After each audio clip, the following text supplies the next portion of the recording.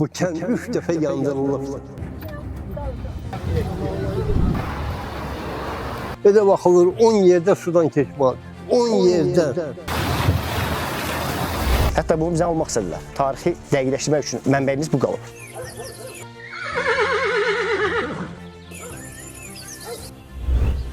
Bizim kəndin yaşlıları cavan görünür. 70 yaşındaki bir qadın 50 yaşında görünür. Cümcümaq kəndi qədim kənddə, onun tarixini də bilən yox. Bu kənddə bəli 2 nəfər arvadı ayı yeyib.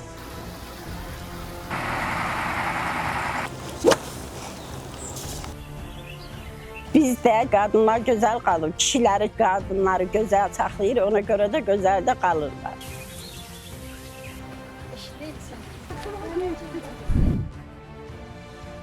10 ildir ki, bu kənddə sırf yeni ev tikilmir.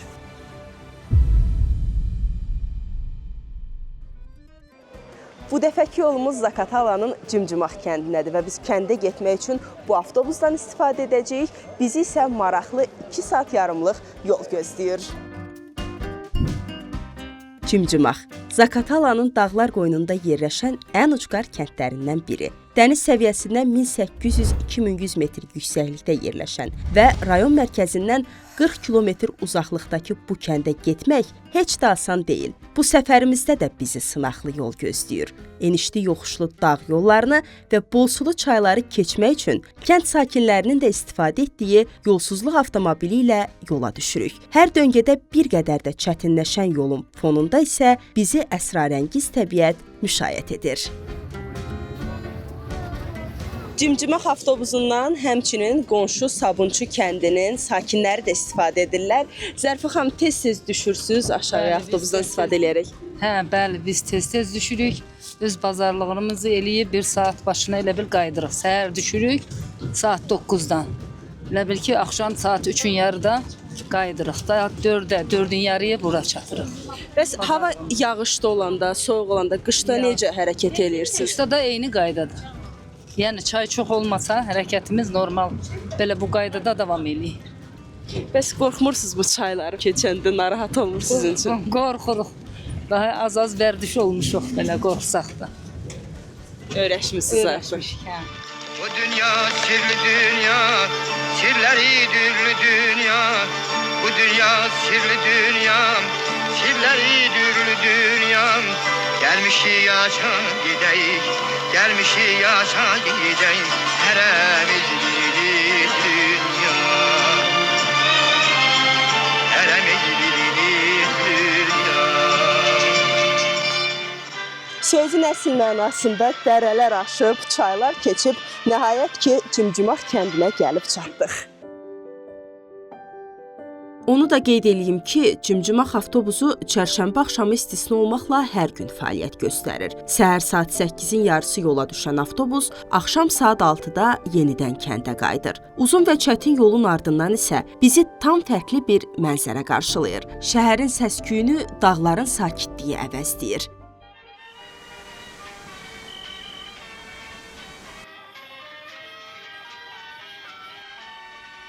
Cümcümaqda keçirdiyimiz gecədən sonra isə gözümüzü 4 tərəfi sıx yaşıllıqla əhatə olunmuş, təmiz dağ havasının hakim olduğu füsunkar bir səhərə açırıq.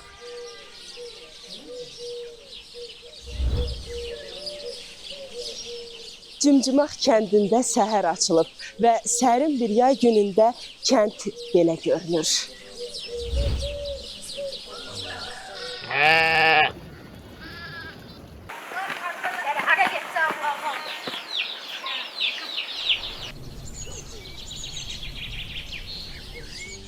Cümcümaq kəndi qədim kənddə, hal-hazırda onun tarixini də bilən yox. Yaşlılar, o vaxtki yaşlılar, 80-90 yaşındakı, elə mənim dayım vardı, o yeri idi.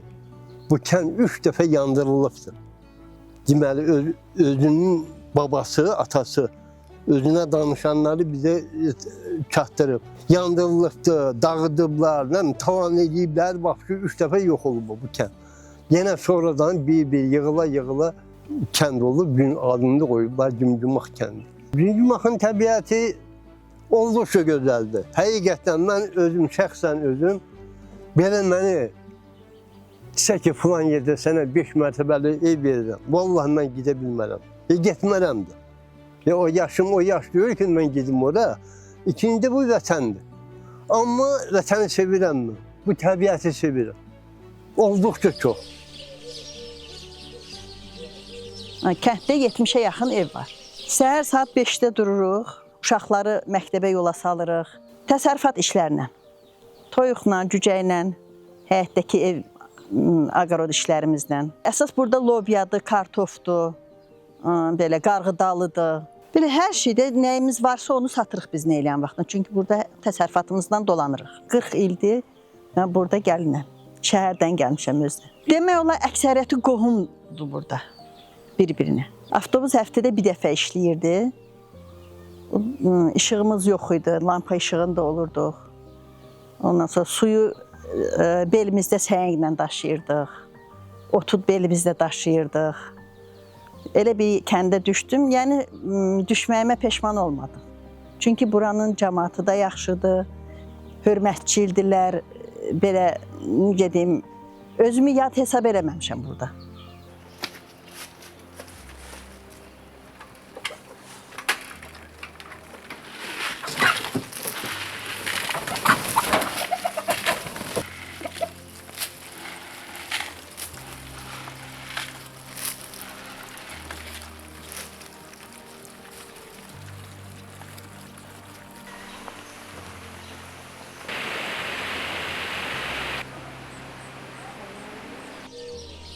Güngümaq kəndinin hələ adını təmiz bilən yoxdur.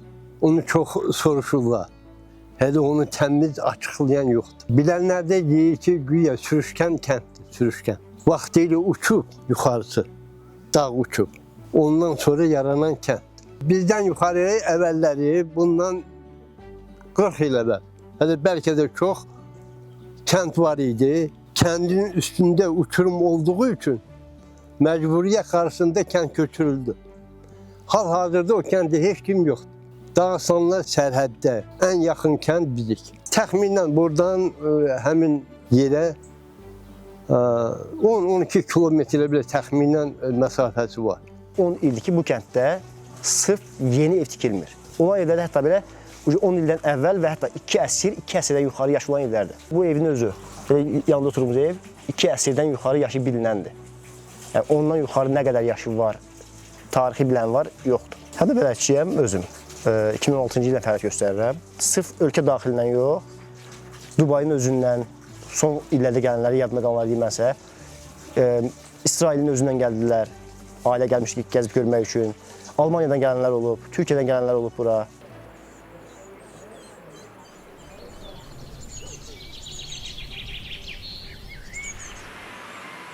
Adın nədir? Həlmət. Həlmət neçənci sinifə gedirsən? 4-ü bitirdim, 5-ə keçdim. Kim olmaq istəyirsən böyüyəndə? Canı həkim. Yaxşı oxuyursan? Ya, bəli, yaxşı oxuyuram. Bilirsən də həkim olmaq çətindir. Bəli. Yaxşı oxuyacağam, universitetə qəbul olub olacağam. Cimcimaq xoşuna gəlir? Bəli, gəlir. Havası qəşəngdir, suyu qəşəngdir, dostlarım çoxdur. Sənin adın nədir? Asif, Asif, sən kim olacaqsan böyüyəndə? futbolçu. Yaxşı futbol oynaya bilirsən? Bəli. Hansı komandaya azarkeşlik edirsən? Barcelona. Sən də xoşuna gəlir cimcimaq? Bəli. Bu dağları gəzmirsən, yoxsa gəzməmisən? Gəzmişəm, bir dənə xana getmişəm.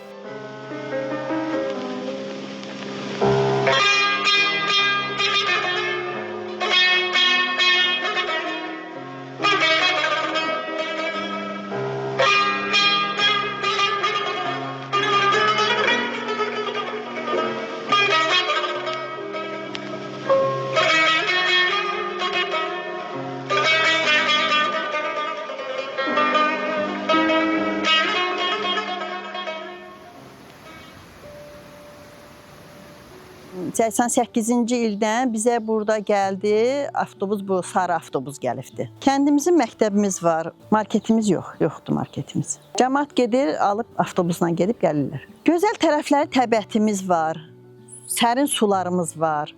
Yəni hər şey təbii özümüzündür. Bizim kəndin yaşlıları cavan görünür.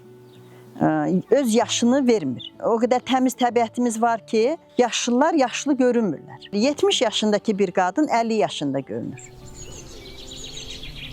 Həmişə deyirlər ki, Zaqatalanın qadınları gözəldir. Ona görə ki, Zaqatalada təmiz hava, təbiət, gözəllik ondan başlayır. Gözəl qadınlar da ona görə gözəl qalır. Bibi deyir, kişilər də yaxşıdır, buranın bəyləri də yaxşıdır. Yaxşıdır, maşallah. Bunların bəylərinə heç kəs deyə bilməz. Biz də qadınları gözəl qalmağı, Zaqatalanın qadınları da, kişiləri çox gözəl, əla, qadınları gözəl saxlayır, ona görə də gözəl də qalırlar. Yalan da. Ne yalan? Çəkəsiz vatam yoxsa? Allah canları sağ eləsin. Mehribandılar, mehriban. Cəmaət bilsən balaca kənddir. Kişilər də olsa, kim də olsa mehribançılıqdır. Ona görə də qadınlar gözəl qalır. Kişilər yaxşı olanda qadınlar da yaxşı olasın.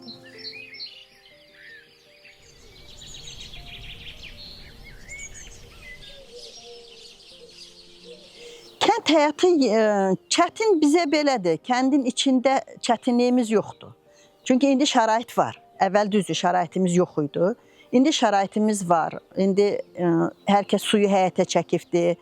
Ondan sonra televizoru var, işığımız var, telefonumuz var, internetimizi çəkilibdir. Belə çətinliyimiz yoxdur. Bir dənə yol gediş-gəlişimiz çətinliyidir bizə. Hamilə qadınlar olanda aparıq aşağı rayona, orada qohumlarda saxlayırıq. İndiki devir belədir. Hamı internetdədir, telefondadır. Yəni gedib başqa kəndlərə də gedəndə görür ki, heç kim yolda oturmur, söhbət bir-birinə eləmirlər. Ancaq bizim kənddə belə deyil. Bizim kənddə yolda otururlar, söhbət eləyirlər. Ondan sonra qonaq bir-birinə qapısına gedib oturub söhbət eləyirlər, belə mehribandılar bir-birinə. Yolda məsələn hamısı yığılırlar, məsələn biri çay gətirir, otururuq çay içirik bir-birinə eləyəndə. Biri maxara bişirir, yığılırıq yolda otururuq, söhbət eləyirik. Gətiririk, oturub yun didirik orada nə eləyəndə.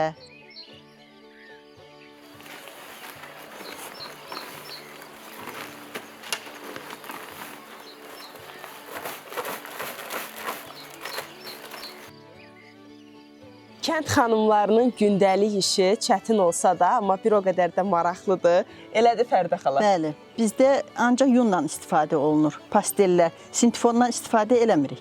Tək xanım işidir, yoxsa xanımlar hamınız yığılır? Bizdə burada yığılırıq, qışda əsas olur. Qışda biz yığılırıq, belə hər nədə, növbə ilə, məsələn çağırırıq, 10 nəfər qadın yığılırıq, başlayırıq didməyə. Ondan sonra döşəklər tökürük.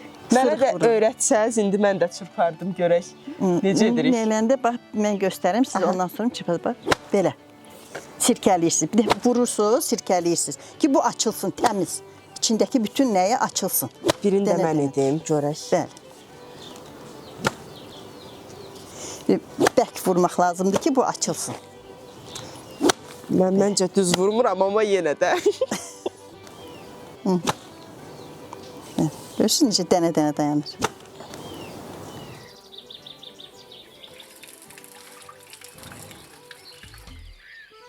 Kənddə olduğumuz müddətdə Fəridə xalanın bəhs etdiyi mehribanlığın yaxından şahidi oluruq. Kəndin mərkəzində süfrə qurulur, samavarda çay dəmlənir. Hər kəs bir araya toplanır.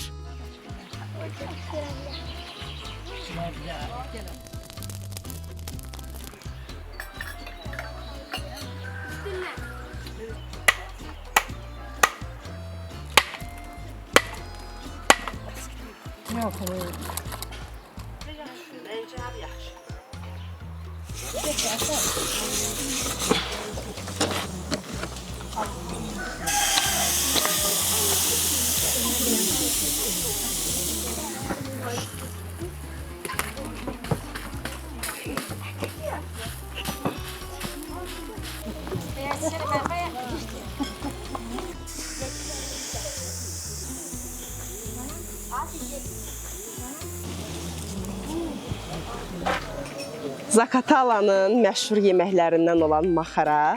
Nərmin xanım, maxaranı məhz buradakılar çox gözəl bişirir, yoxsa hamı bu qədər ləzzətli bişirə bilər? Hamı gözəl bişirə bilər. Bizdə çünki quyruqla bişirirlər. Onun dadı tam başqa olur. Ona görə də lap ləzzətli olur da quyruqla bişiririk. Sonra da biz bu maxaranı bəkməzlə, balla, pesokla yeyirik. Kim necə istsə yeyə bilər. Göyərti də vurulur. Göyərti də vurma olur. İstəyən göyərti də vurub yeyə bilər içinə. Belə içliyinə qatırıq biz bunu göyərtini. Elə də bişiririk. Anama abi. Bunu ben çok seveceğim abi. Hadi oyna. Bir dəfə o hadisə baş verib, təxminən 1950-55-ci illərdə bu kənddə bəli 2 nəfər həm yoldaşını, həm ərini, 2 arvadı ayı yeyib. O da ki, yaralı ayı olduğu dövrünə düşüb, meşəyə gediblər odun yığmaq üçün. Çünki o dövrdə burada texnika olmayıb, əllə odun gətirilib qış üçün, tədarik üçün, yəni ocaq üçün, hər şey üçün əllə odun gətirilməyə gedən vaxtında qadını birinci öncə ayı bastırıb. Ayı tuğra ayı bastırıb yoldaşını. Əri evə gələn vaxt uşaqlarına soruşub ki, bəs ananın sanı, uşaq ki, odun yığmağa gedib. Atası gözüb görüb ki, gəlmir, hava qaralır, gedim baxım, görüm yoldaşı ara deyib deyə. O ibtisanın vaxtında yoldaşını da ayı tutub bastırır. Və sonradan kəndə gecə xəbər çatır ki, bəs 2 nəfər evdən itkin düşüb. Yəni, burada gördüyünüz kimi evlər bir-birə çox yaxındır. Oradan önce məlumat tutdular ki, filan kəsin evində həm yoldaşı, həm arvadı yox deyib də. Gəlirlər görürlər ki, ayı ucaya bastırıb, ovçular nəticəsində, ovçuların köməkliyi ilə ayını məhv ediblər. Elə vaxt olur, adamdır, kənddir, ailədir, xəstəsi olur, xəstə düşən olur, təcilli getməyə məcburiyyət qarşısında olanlar olur. Ona da bizim imkanımız olmur. Bir dənə deyir sabırdan çardaqlara 100 manat. Elə vaxt olur, qaranlığa qalırıq. Niyə görə? Çətinliyinlə. Gediş-gəliş çətin olur, maşındır, suya sala bilmir, sudan keçə bilmir, gözləməyə düşür. Məcburiyyət qarşısında gecikməyə düşürük. Qaranlıq olanda kəndə çatan vaxtımız olur. Uçurumlar olur, gündə də uçurum var. Allah eləməyə. O yəni su var ya orada balaca. O su bundan bir neçə gün qabaq dayandı. Oradan çıxan sel o böyük çayın qabağını bağlamışdı. Bir ehtiyatsızlıq ucundan nə düşə ola bilər. Adam da düşər, heyvan da düşər. Qonşumuz tapdığı sikkə var. Hətta bunu bizə almaq istədilər. Ki, təklif edirlər ki, pul verək, sikkəni bizə təhvil verin deyə. Biz bu sikkəni vermək istəmədik. Əlimizdə olan sırf tarixi dəqiqləşdirmək üçün olan bir mənbəyimiz bu qalıb. Gümüş sikkədir, bəli. İndi ki, elə bir insanlarım olsun, tam dəqiqliyi ilə məlumatını əldə edə bilsəydi, kənd cəmaatı üçün əlində dəqiq məlumat olardı ki, bu kəndin tarixi neçənci illərə gedib çıxır.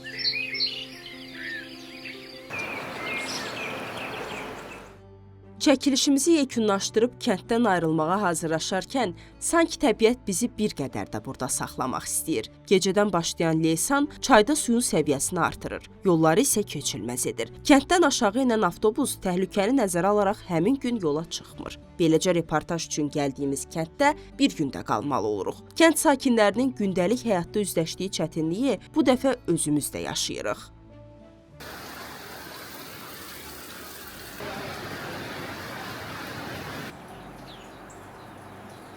Ertəsi gün hava sakitləşir, sular çəkilir və yol yenidən açılır. Yalnız bundan sonra geri dönə bilirik.